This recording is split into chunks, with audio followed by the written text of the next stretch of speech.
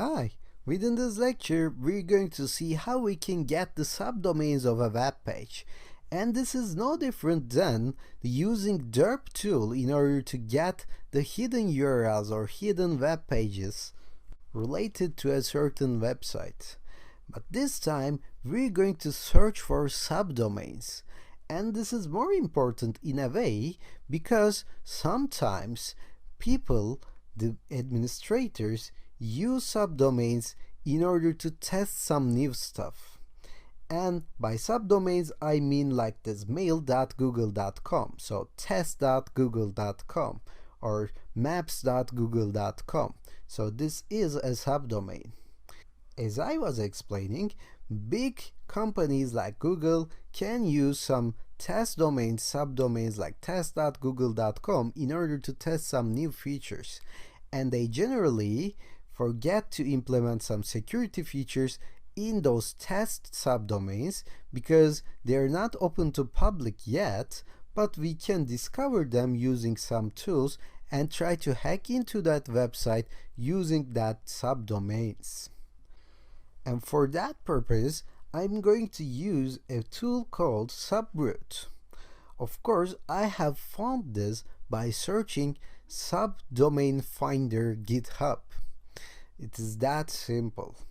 I'm going to git clone this tool into my Kali Linux and later on use the documentation, read the usage instructions in order to run some brute force attack on a certain website to gather information about their hidden or not hidden subdomains. So I believe right now you know what to do next, right? Because we did it so many times before. We have used Git repositories to clone this into our opt directory, and that's what I'm going to do in this lecture.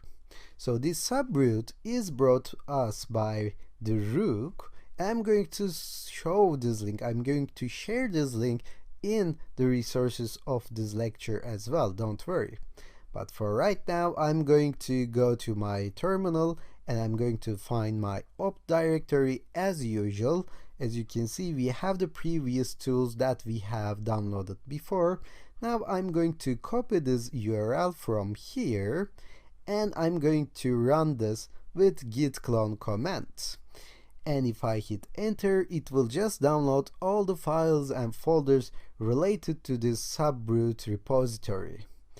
And it's taking a while, but it will be done in less than like a minute, okay?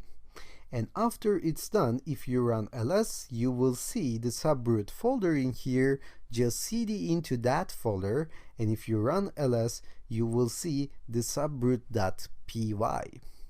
Some of the times you have to install the tools, and other times you can just run this subroot or any Python file. And how do you know that? You have to read the instructions, of course. As you can see, it says it is easy to use. All we have to do is just run this subroot.py and the URL that we are targeting. So we can test this with multiple domains as well. As you can see below, subroot.py, google.com, gmail.com, blogger.com. And let me test this by running this into Python 3, Python 3 subroot.py. And as you can see, it actually says to use /, but I'm just going to use Python 3 because later on we're going to learn about Python and we're going to write our tools with Python, and it's easier to just stick this convention. So Python 3 subroot.py travelersgifts.com and hit enter. It may take some time before this tool starts and gather the information. If it doesn't work for you, you can always hit Ctrl+C on your keyboard and then try one more time. But I started gaining this information. I started gathering this information from travelersgifts.com, and as you can see, it started to discover some subdomains as well. So right now I have tcp.travelersgifts.com. I don't know what to do with that. Let me wait a little bit more to gather more information. And I believe we will have some more in here. Like, yeah, we have admin.travelerskis.com, we have mail, webmail, cpanel, and other stuff as well.